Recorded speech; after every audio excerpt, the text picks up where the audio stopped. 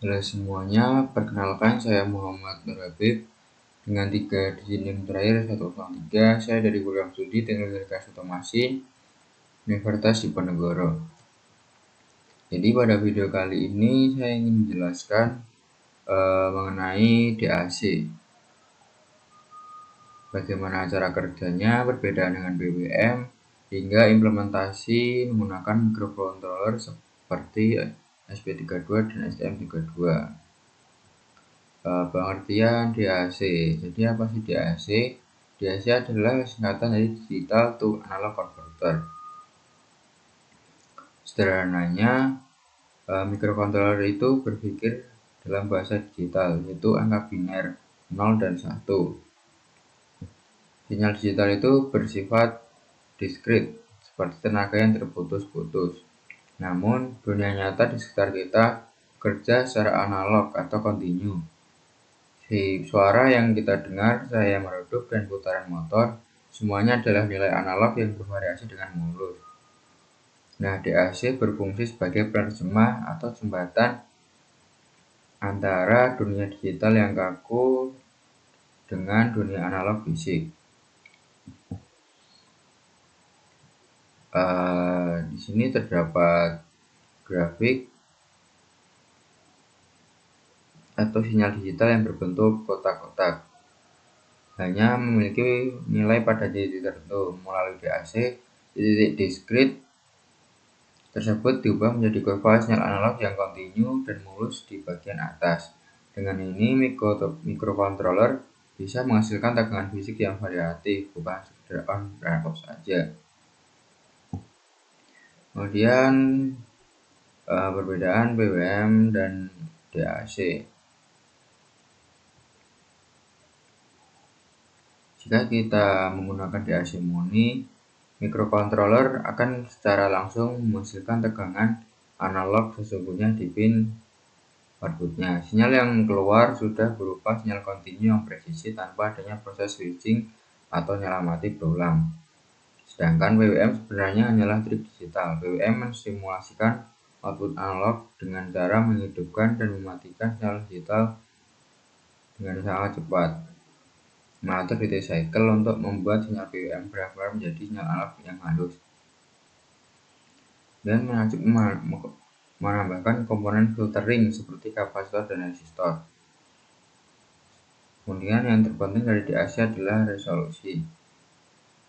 Resolusi menentukan seberapa halus perubahan tegangan yang bisa dihasilkan. Misalnya SP32 memiliki DAC 8 bit, artinya memiliki 256 tingkat tegangan, sementara STM32 memiliki DAC 12 bit. Berarti jauh lebih presisi 40% tingkat tegangan. Semakin tinggi bitnya, semakin halus analog yang dihasilkan. Komponen utama. Untuk melakukan eksperimen DAC ada 3 komponen utama, yaitu STM32 yang sangat praktis karena memiliki 2 channel atau DAC internal dengan resolusi 8 bit. Ini STM32 yang digunakan jika membutuhkan akurasi yang lebih tinggi karena dibalik dengan DAC yang resolusi 12 bit.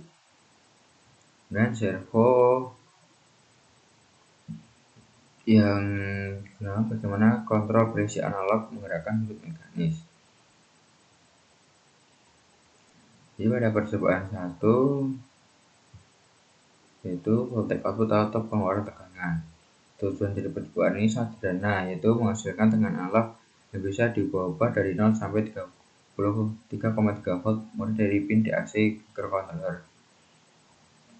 Ini rangkaiannya simpel, yaitu pin DAC dihubungkan dengan resistor, lalu ke sebuah LED merah dan berujung di ground. LED di sini bukan sekedar menyala atau mati, tapi berfungsi sebagai indikator visual. Semakin tinggi tegangan DAC, LED akan menyala semakin terang. Jadi untuk perhitungan tegangannya, ada hubungan linear antara nilai digital yang kita masukkan ke register DAC dengan nilai tegangan keluar. Misalnya rumus Vout nilai DAC per 2 pangkat N dikali V referensi. Karena SP32 menggunakan 8 bit, 2 pangkat 8 adalah 256. Maka jangkauan nilainya adalah 0 sampai 255. Jika kita masukkan nilai 0, tegangan keluar 0 volt, LED mati. Jika kita masukkan nilai tengah yaitu 127 dengan keluar 1,65 volt, LED menyala redup. Jika kita masukkan nilai maksimal 255 dengan keluar 3,3 volt, LED menyala sangat terang. Pada percobaan kedua yaitu menggunakan motor servo. Jadi kita memutar sebuah potensio, mikrokontroler akan membaca putaran tersebut melalui pin ADC dengan nilai 0 hingga 4095. Kemudian nilai pembacaan dikonversi menjadi sudut putaran servo 0 hingga 180 derajat. Saat nilai ADC 0, servo berada pada posisi 0 derajat. Saat potensio diputar ke tengah, nilai ADC 2048, servo bergerak ke sudut 90 derajat. Saat potensio diputar penuh, servo berada di posisi 180 derajat. Jadi, pergerakan motor servo akan terasa halus atau smooth mengikuti putaran tangan kita secara real time. Jadi, konsep ini adalah dasar dari kontrol lengan robotik dan sistem otomasi industri. LED PWM DAC. Lalu, apa yang terjadi jika mikrokontroler kita tidak memiliki pin DAC terlalu cukup? Solusinya menggunakan PWM sebagai sumber DAC. Gambaran osiloskop menunjukkan bentuk gelombang PWM. Seperti yang disebutkan di awal, sinyal PWM sebenarnya adalah sinyal digital yang berkedip sangat cepat. Untuk mengubahnya menjadi tegangan analog layanan DAC murni, kita harus menggunakan lepas filter. Umumnya berupa kombinasi resistor dan kapasitor untuk menghaluskan lonjakan atau ripple tersebut. Kelebihan metode ini kita bisa menggunakan hampir semua pin GPIO mikrokontroler sebagai output analog buatan. Namun kekurangannya bukan analog murni atau tingkat noise switching yang cukup tinggi, sehingga kurang cocok untuk aplikasi audio kualitas tinggi atau sensor sensitif. Kesimpulannya, yang pertama, DAC adalah komponen yang sangat krusial. Tanpa DAC, sistem digital atau otak komputer tidak akan berinteraksi secara halus dengan beban analog di dunia nyata seperti speaker atau lampu dimmer. Kedua, jika butuh pengembangan cepat dan mudah, ESP32 bisa diandalkan karena sudah memiliki DAC internal 8 bit. Ketiga, untuk aplikasi industri atau medis untuk kepresisian yang sangat tinggi, STM32 dengan resolusi 12 bit adalah pilihan yang lebih tepat. Terakhir, meskipun bukan analog murni, PWM adalah filter yang tetap menjadi alternatif sangat handal untuk kontrol daya sederhana yang membutuhkan presisian absolut.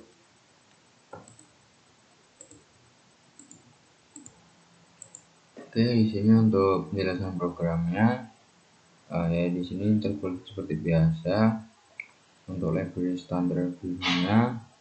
Kemudian di sini untuk mendefinisikan pin PA4 sebagai pin output. Dan di sini ada setup, memulai komunikasi serial dengan kecepatan ya 115.200 dengan delay 2000 milisecond. Kemudian menampilkan atau mencetak tes dengan judul program 04 DAC output STM32 dan mengatur pin PA4 sebagai mikrokeran dan analog rate resolution. Jadi ini perintah mengubahnya menjadi resolusi 12 bit agar sesuai dengan konfigurasi hardware DAC milik STM32 sehingga rentang nilainya menjadi 0 hingga 4095. Mungkin ada loop. Jadi untuk loop for ini menaikkan nilai variabel i dengan lompatan sebanyak 16 angka pada setiap perulangannya. Fungsi analog rate-nya ini untuk mengubah nilai digital menjadi tegangan analog di pin PA4. Waktu jeda 5 mili-detik. Kemudian di sini untuk fase turunnya ya. Lanjut sini untuk program servonya. Sini juga terdapat library servonya ya.